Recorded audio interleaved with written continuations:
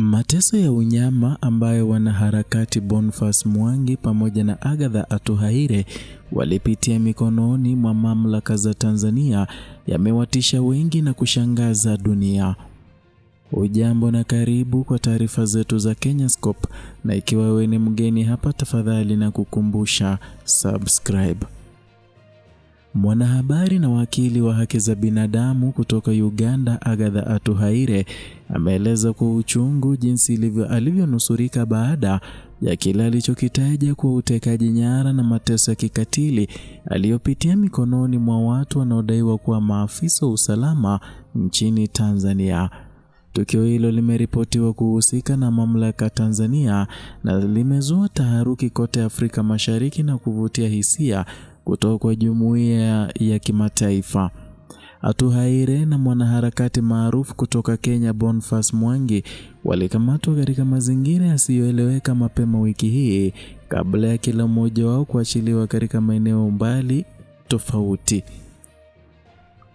Kulingana na taarifa aliyoitoa Mei 24, Atuhaire alielezea jinsi alivyosukumwa kwenye gari lililojaa giza totoro ambapo alikaribia kukalia silaha kabla ya kufungwa macho na nguvu na kusafirishwa katika eneo lisilojulikana. Alisema hofu na ukatili wa waliomteka vilimfanya kuamini kuwa maisha yake yalikuwa hatarini.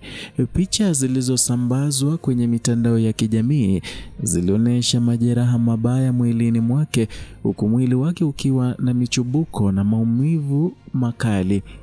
Baada ya siku kadhaa alitelekezwa katika mpaka wa Mtukula unaotenganisha Tanzania na Uganda, ambako baadaye alipatikana akiwa katika hali mbaya ya kiafya na kisaikolojia.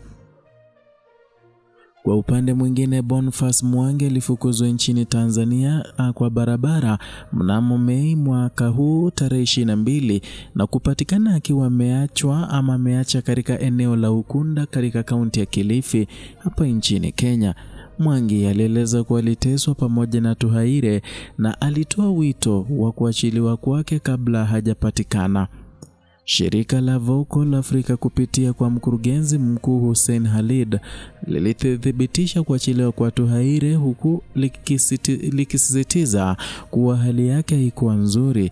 Khalid alitaka hatua kali zichukuliwe dhidi ya waliotendea wanaharakati hao unyama huo. Tukio hili limezua wasiwasi mkubwa katika jamii ya kimataifa, huku serikali ya Marekani ikitoa wito kwa Tanzania kufanya uchunguzi wa kina kuhusu mateso waliopitia wanaharakati hao wawili. Kupitia idara yake ya masuala ya Afrika, Marekani ilieleza kusikitishwa na ripoti za ukiukwaji wa haki za binadamu dhidi ya Atuhaire na Boniface Mwangi na kuhimiza uwajibikaji wa wote waliotenda unyama huo. Alimezua maswali kuhusu usalama wa watetezi wa haki za binadamu na uhuru wa kiraia katika ukanda wa Afrika Mashariki. Mashirika ya kiraia, wanaharakati na wanasiasa kutoka mataifa jirani yameungana kulaani vikali vitendo hivyo, wakitaka uwazi, haki na hatua madhubuti ya kuchukuliwa dhidi ya wakiukaji wa haki za kibinadamu.